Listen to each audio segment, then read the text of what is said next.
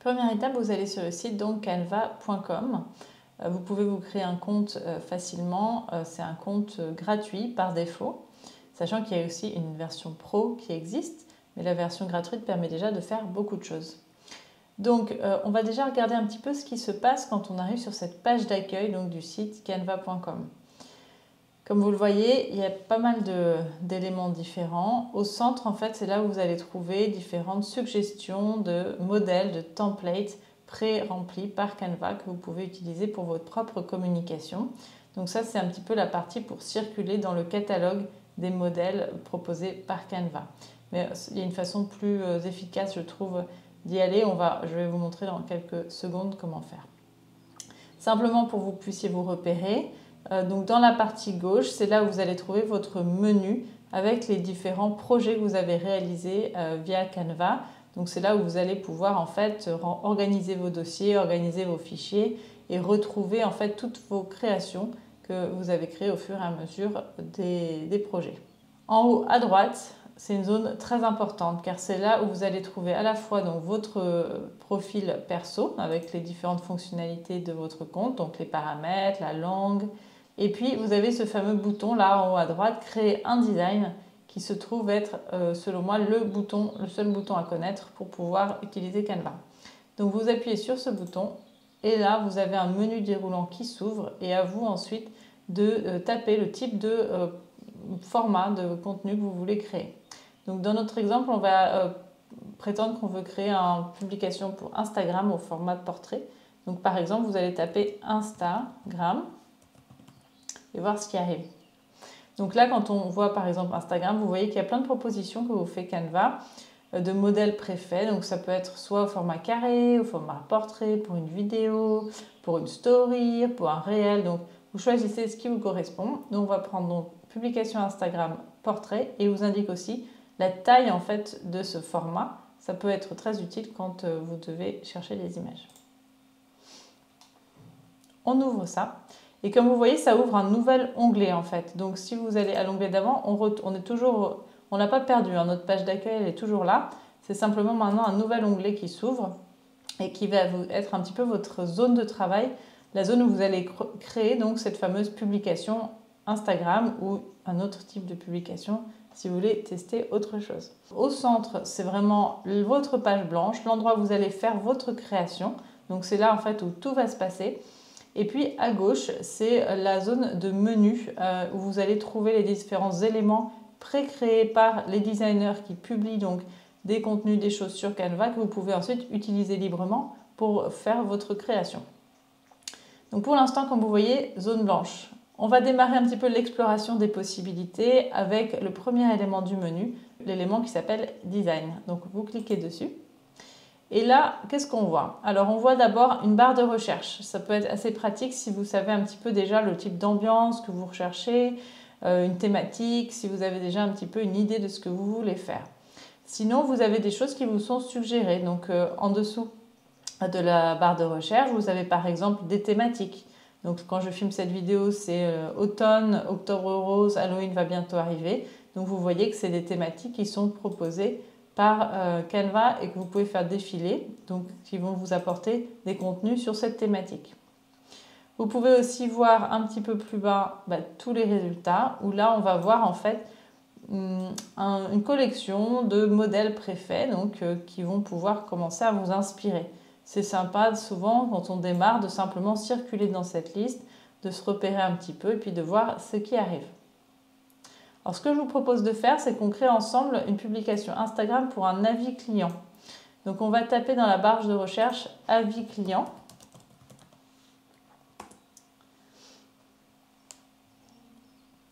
Et puis on va voir ce qu'il nous propose. Donc là vous voyez qu'on a en fait plein de types de publications, plein de modèles qui sont vraiment conçus pour mettre en avant des avis clients avec donc un système d'étoiles, une petite citation, peut-être une photo de votre client.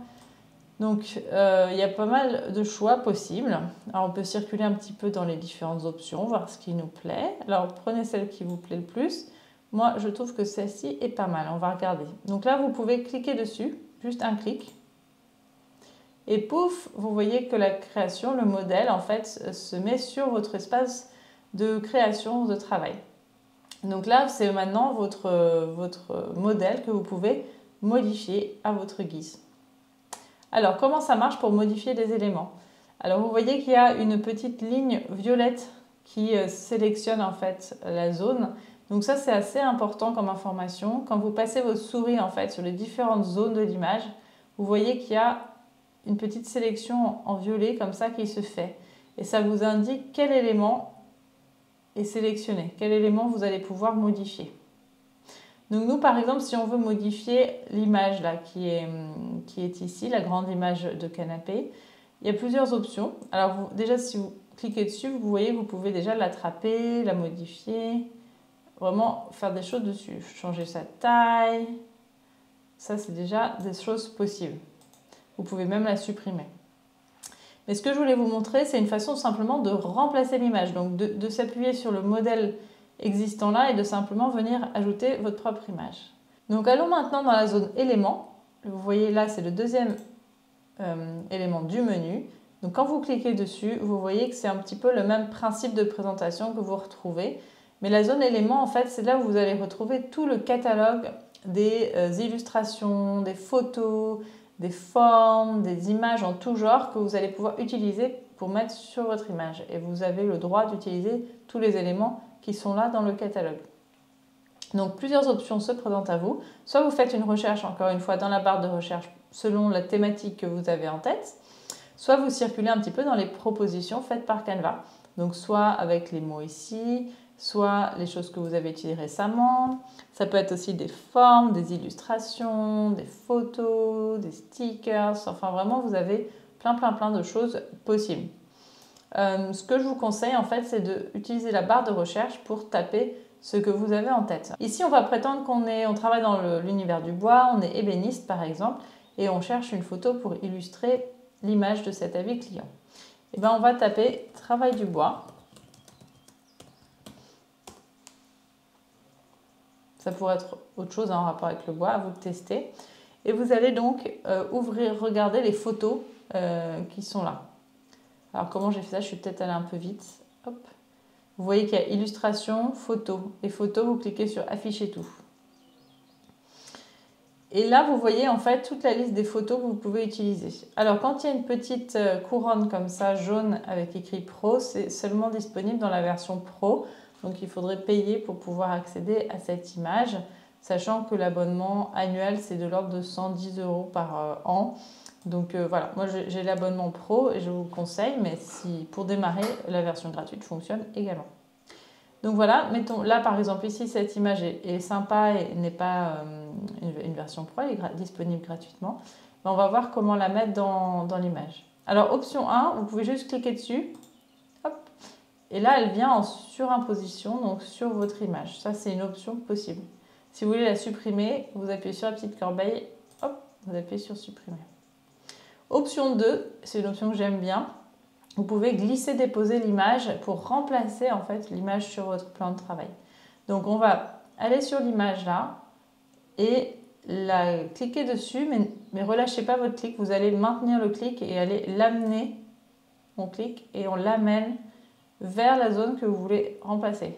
Donc là, tac, automatiquement, Canva a vu qu'il y avait une zone à remplacer. Et là, vous pouvez double-cliquer dessus. Et vous pouvez ensuite la modifier, la positionner comme vous le souhaitez. On va faire comme ça. Là. Et après, vous cliquez quelque part et c'est bon. Donc voilà par exemple pour la partie manipulation d'image. Pour la manipulation de texte, donc là c'est toujours le même principe. Vous voyez la petite zone surlignée en violet. Donc vous cliquez dessus, double-cliquez et là vous pouvez changer l'avis client ou le texte de votre choix. Par exemple.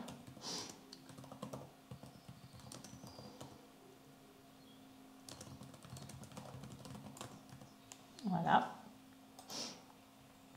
Si par exemple vous voudriez changer la police pour qu'elle reflète par exemple la police de votre marque, ça c'est quand même conseillé pour rester cohérent, eh bien vous pouvez donc aller en haut là quand vous cliquez sur un texte, vous voyez qu'il y a toutes ces options, cette barre de menu qui s'ouvre avec les différentes options pour travailler votre texte.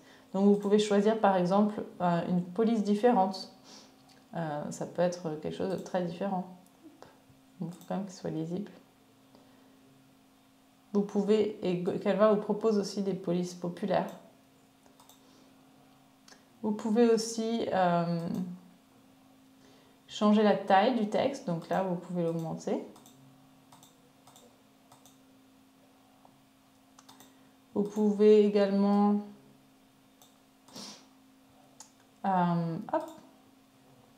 changer la couleur du texte. Donc là c'est le petit A avec les couleurs dessous. Donc hop, si vous souhaitez changer, il y a souvent, c'est l'occasion de choisir des couleurs de votre marque par exemple. Et puis vous pouvez appliquer différents effets, changer sa position, etc. Mais là je vous laisserai explorer ces fonctions un petit peu plus avancées. Donc voilà, là on va essayer de changer la tête de notre client parce que là c'était le modèle par défaut et nous on veut le vrai client. Donc on va aller dans la zone qui s'appelle importer.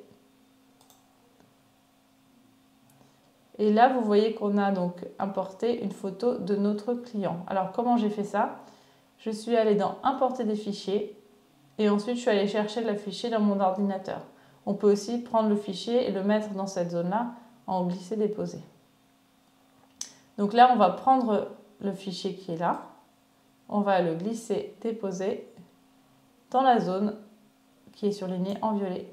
Et voilà, on peut cliquer encore une fois sur ce monsieur et agrandir un petit peu l'image pour qu'il rentre mieux dans la zone. On clique ailleurs et c'est bon. On peut changer son nom. Hop.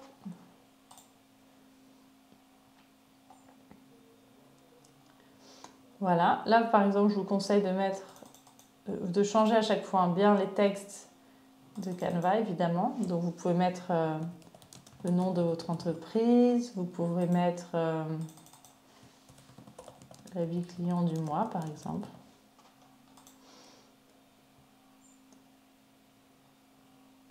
Voilà, si on veut changer la couleur, comment on fait de cette zone-là? Eh bien, on va choisir donc la zone, on la surligne et vous voyez que là il y a un petit carré qui s'ouvre qui indique la couleur, donc couleur d'arrière-plan, on clique dessus et là on peut changer la couleur, donc on peut faire quelque chose d'assez différent. Voilà, et là vous voyez que maintenant il y a un petit problème de mise en page, donc là sur le rond on va cliquer dessus, le carré de couleur et on va choisir la même couleur.